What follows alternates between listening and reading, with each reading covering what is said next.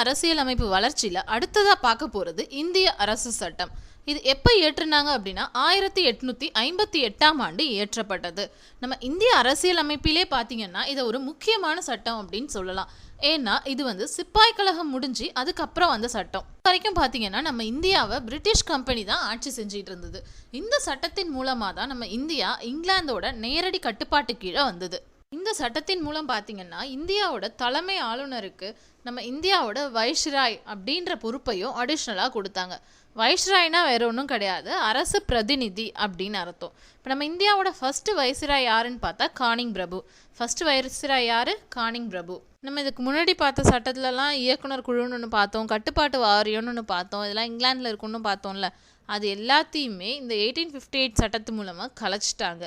அதுக்கும் பதிலாக நம்ம இந்தியாவுக்காக அயலுறவு செயலர் அப்படின்ற ஒரு போஸ்ட் கிரியேட் பண்ணி அப்பாயிண்ட் பண்ணாங்க. அவர் யார் எப்படி இருப்பார்னா பிரிட்டிஷ் அமைச்சரவையில் அவர் உறுப்பினராகவும் இருப்பார். ஸோ இந்தியாவுக்கான ஃபர்ஸ்ட் அயலுறவு செயலர் யார் அப்படின்னு பார்த்தீங்கன்னா ஸ்டான்லி அவர்கள். அதுக்கப்புறம் அந்த அயலுறவு செயலருக்கு ஒரு அட்வைசரி கமிட்டி மாதிரி இந்திய கவுன்சில் அப்படின்னு ஒன்று கிரியேட் பண்ணாங்க. அதில் 15 உறுப்பினர்கள் இருந்தாங்க. எத்தனை பேர்? 15 உறுப்பினர்கள். என்ன அப்படின்னா இந்திய கவுன்சில். அடுத்ததாக பார்த்தீங்கன்னா இந்திய கவுன்சில்கள் சட்டம் 1861. இந்த சட்டத்தின் மூலமாக தான் நம்ம இந்தியர்களுக்கு ஃபஸ்ட்டு சட்டம் எழுதுறதுக்கு உரிமை கிடைச்சிது. இந்த சட்டத்தின் மூலம் தலைமை ஆளுநரோட நிர்வாக குழு மத்திய சட்டமன்றமாக விரிவுபடுத்தப்பட்டது. ஸோ இந்த மத்திய சட்டமன்றம் அப்படின்றதே இந்த இந்திய கவுன்சில்கள் சட்டம்ன்ற இடத்துல தான் வருது. அது மட்டும் இல்லாமல் அந்த குழுவில் இருந்த உறுப்பினரோட எண்ணிக்கையை 4லிருந்து 5 இன்க்ரீஸ் பண்ணிட்டாங்க. இதோட பார்த்தீங்கன்னா கூடுதல் உறுப்பினர்கள் அப்படின்னு சொல்லி அடிஷ்னலாக கொஞ்சம் பேரையும் அப்பாயிண்ட் பண்ணாங்க. அது எத்தனை பேர் அப்படின்னு பார்த்தீங்கன்னா நியர்லி 6லிருந்து 12 பேர் வரைக்கும் அந்த மாதிரி அப்பாயிண்ட் பண்ணாங்க. இதில் பாதிக்கு மேற்பட்டவங்க ஆஃபீஸராக இருக்க மாட்டாங்க. தட் மீன்ஸ் அலுவலர் இல்லாதவங்களாக இருப்பாங்க. இந்த கூடுதல் உறுப்பினர்களோட வேலை என்ன அப்படின்னு பார்த்தீங்கன்னா சட்டம் இயற்றுறது மட்டும்தான். இவங்களுக்கு நிர்வாகத்திலேயோ இல்லை நிதியிலையோ தலையிடுறதுக்கு அதிகாரமே கிடையாது. ஸோ இந்த இந்திய கவுன்சில்கள் சட்டம் அப்படின்னு பார்த்தாலே இதில் நம்ம மெயினாக ஞாபகம் வச்சுக்க வேண்டியது சட்டம் இயற்றுவது. அதான் இதில் இந்தியர்களுக்கு சட்டம் எழுதுறதுல உரிமை கொடுத்தாங்க. அதுக்கப்புறம் அந்த கூடுதல் உறுப்பினர்கள்னு சில பேர் அப்பாயிண்ட் பண்ணாங்க, அவங்களுக்கு அந்த சட்டம் இயற்ற வேலையை கொடுத்தாங்க. இப்போ இது மட்டும் இல்லாமல் மாகாணங்களில் சட்டமன்றங்கள் அப்படின்றது ஏற்படுத்தப்பட்டுச்சு, அது விரிவாக்கப்பட்டுச்சு. அதில் இருந்த கூடுதல் உறுப்பினர்களோட எண்ணிக்கை எப்படி இருந்தது அப்படின்னா 4லிருந்து 8 வரைக்கும் இருந்தது. பார்த்தீங்கன்னா 1892 இந்த இந்திய கவுன்சில்கள் சட்டத்தில் சில மாடிஃபிகேஷன்ஸ் கொண்டு வந்தாங்க. அதுக்கு பேர் தான் இந்திய கவுன்சில்கள் சட்டம் 1892. இதன் மூலமாக என்ன வந்தது அப்படின்னா மறைமுக தேர்தல் முறை அப்படின்னு வந்தது. இப்போ மறைமுக தேர்தல் முறை அப்படின்னா என்னன்னு பார்த்தீங்கன்னா இப்போ என்ன சொல்கிறது, எலெக்டர்ஸ் எல்லாம் டேரெக்டாக அவங்க பீப்புளை எலெக்ட் பண்ண மாட்டாங்க, இன்டைரக்டாக எலெக்ட் பண்ணுறது. ஃபார் எக்ஸாம்பிள் இப்போ நம்ம பிரசிடென்ட் எலெக்ஷன் மாதிரி. ஸோ அந்த மாதிரி ஒரு மறைமுக தேர்தல் முறை வந்தது.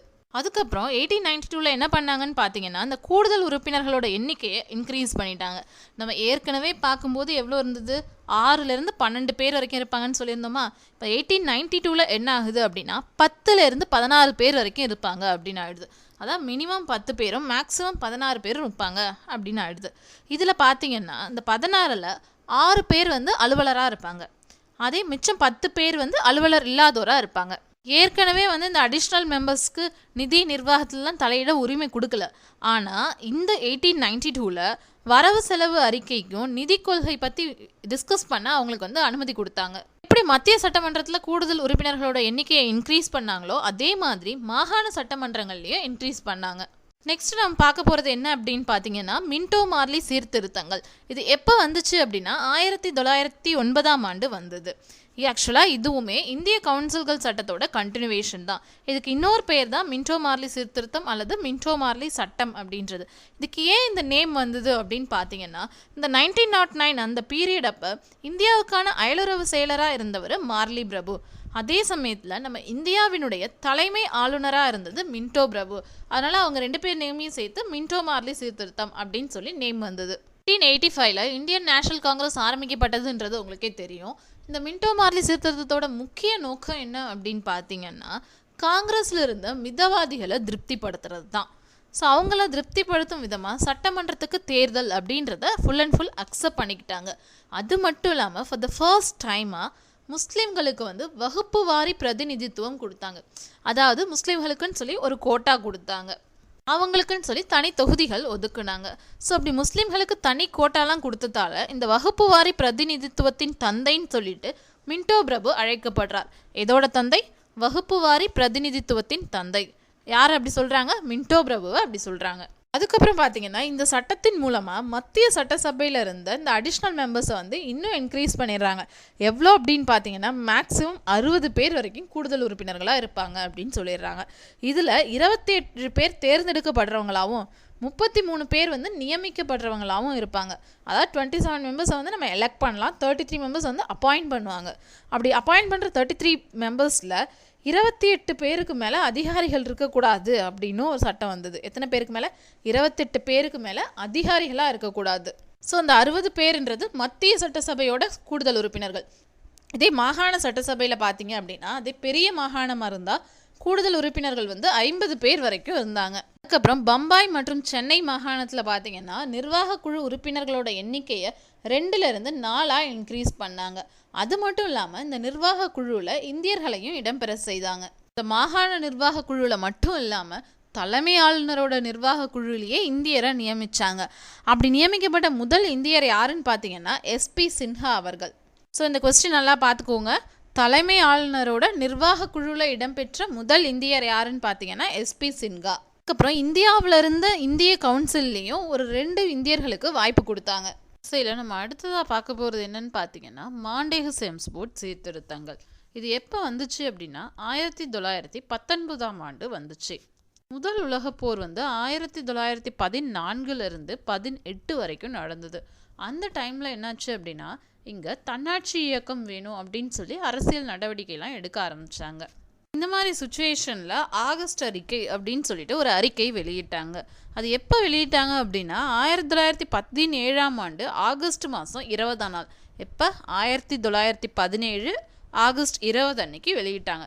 இது யார் வந்து இந்த அறிக்கையை அறிவித்தாங்க அப்படின்னு பார்த்தீங்கன்னா நம்ம இந்தியாவோட அயலுறவு செயலர் மாண்டேகு காமன்ஸ் அப்படின்றவர் தான் அறிவித்தார். அந்த அறிக்கையில் மெயினாக என்ன சொன்னாங்க அப்படின்னா நம்ம இந்தியாவில் ஸ்டெப் பை ஸ்டெப்பாக பொறுப்பான ஒரு அரசாங்கம் வந்து வரும் அப்படின்னு சொல்லிட்டு சொன்னாங்க.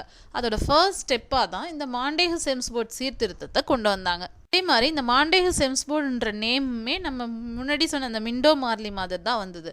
அதாவது மாண்டேகுன்றவர் வந்து நம்ம வந்து அயலுறவு செயலர், அதே செம்ஸ்போர்ட்ன்றவர் நம்ம தலைமை ஆளுநர். அவங்க 2 பேரையும் வச்சு தான் இந்த சீர்திருத்தத்தை வந்து மாண்டேகு செம்ஸ்போர்ட் சீர்திருத்தம் அப்படின்னு சொல்லிட்டு சொல்கிறாங்க. இந்த சீர்திருத்தத்தின் மூலமாக ஸ்டேட்லலாம் இரட்டை ஆட்சி முறை கொண்டு வந்தாங்க. என்ன கொண்டு வந்தாங்க? இரட்டை ஆட்சி முறை ஸ்டேட்ஸில் கொண்டு வந்தாங்க. அதுக்கப்புறம் ஸ்டேட்டில் இருந்த துறைகள்லாம் 2ஆக பிரிச்சிட்டாங்க. ஒன்று ஒதுக்கப்பட்ட துறைனும் இன்னொன்று மாற்றப்பட்ட துறை அப்படின்னு சொல்லிட்டு பிரிச்சிட்டாங்க. ஃபஸ்ட்டு பாருங்கள் ஒதுக்கப்பட்டது என்னென்ன அப்படின்னு பார்ப்போம். காவல்துறை, சிறைச்சாலை, நில வருவாய், அப்புறம் அந்த நிலத்துக்கு இது பண்ணுற நீர்ப்பாசனம். மெயினாக 2 ஞாபகம் வச்சுட்டா கூட போதும். இந்த காவல்துறையவும் நிலத்தையும் ஞாபகம் வச்சுட்டா போதும். ஸோ காவல்துறைக்கு சிறைச்சாலை லிங்க்கு, அதே மாதிரி நிலத்துக்கு வந்து நீர்ப்பாசனம் லிங்க்கு. இந்த 4 துறையும் ஒதுக்கப்பட்ட துறை அது கீழே வந்தது. இதை யார் பார்த்துப்பாங்க அப்படின்னா ஆளுநரும் நிர்வாக குழுவும் பார்த்துக்கும்.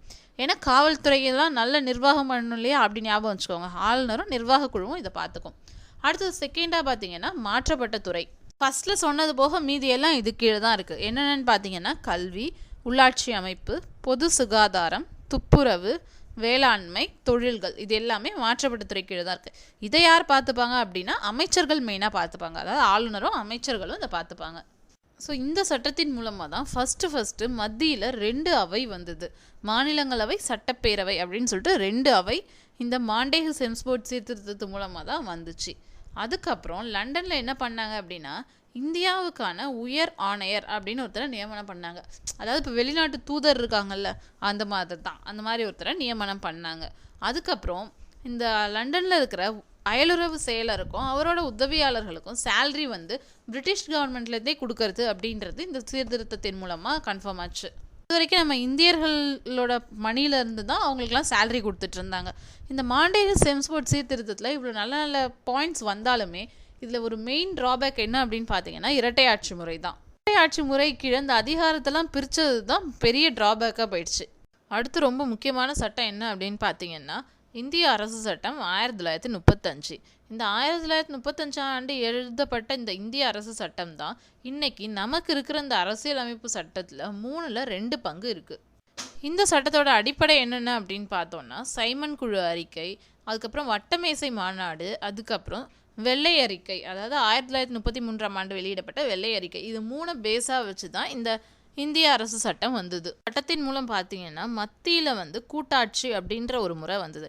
கூட்டாட்சி அப்படின்னா என்ன அப்படின்னு பார்த்தீங்கன்னா எல்லாம் சேர்ந்தது அப்படின்றது தான் மீனிங். இப்போ நம்ம இந்தியாவில் எடுத்துக்கிட்டிங்கன்னா பிரிட்டிஷ் ஆள்ற பகுதிகள் இருக்கும், அது மட்டும் இல்லாமல் தனியாக சுதேச அரசுகள்னு இருக்கும். இது ரெண்டுத்தையும் சேர்த்து கூட்டாட்சி அப்படின்னு சொல்லிட்டு மத்தியில் ஆளலாம் அப்படின்னு சொல்லி அவங்க டிசைட் பண்ணாங்க. ஆனால் இதுக்கு வந்து சுதேச அரசுகள் வந்து ஒத்துக்கல. அதனால இந்த கூட்டாட்சி வந்து இம்ப்ளிமெண்ட் பண்ண முடியாமல் போயிடுச்சு. ஸோ அடுத்து பார்த்தீங்கன்னா மத்தியில் வந்து இருக்கிற எல்லா அதிகாரத்தையும் 3 பட்டியலாக டிவைட் பண்ணாங்க. ஒன்று கூட்டாட்சி பட்டியல், இன்னொன்று மாகாண பட்டியல், அதுக்கப்புறம் பொது பட்டியல். எத்தனை பட்டியலாக டிவைட் பண்ணாங்க? 3 பட்டியலாக டிவைட் பண்ணாங்க. அதுக்கப்புறம் மத்தியில் வந்து இவற்றை 2 துறைகளுக்கு கீழே பார்த்தாங்க. அதாவது மத்தியில் இரட்டையாட்சி முறையை கொண்டு வந்தாங்க.